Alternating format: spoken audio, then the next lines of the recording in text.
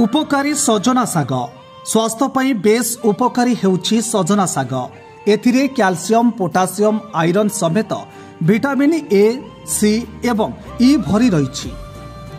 तबे आसंतु जानिबा एथिरे थिबा स्वास्थ्योपकारी गुण संपर्क रे।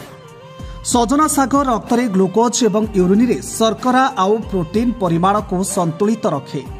याकु नियमित खाइले रक्तचाप केतेकांशरे नियंत्रण हेबा सह रक्तरे हिमोग्लोबिन रो परिमाण वृद्धि होइथाय। जदि आपण जक्मा रोग रे आक्रांत तेबे प्रतिदिन सजना सागरे प्रस्तुत खाद्य खाइले ता उपकारी साब्यस्त होइथाय। या लिवर सेल को नष्ट हेबारु रक्षा करिथाय।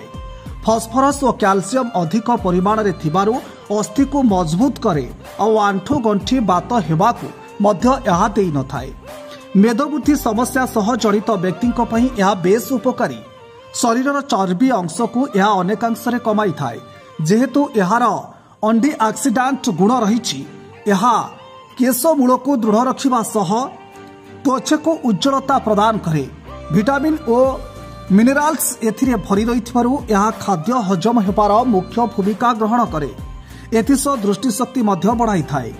आजमा रोगी पई यह महसूती सदृश सजना साग खाइबा द्वारा कौनसी असुविधा होई न थाए। फल शरीर सुस्थ रही था। ब्यूरो रिपोर्ट आम न्यूज ओडिशा।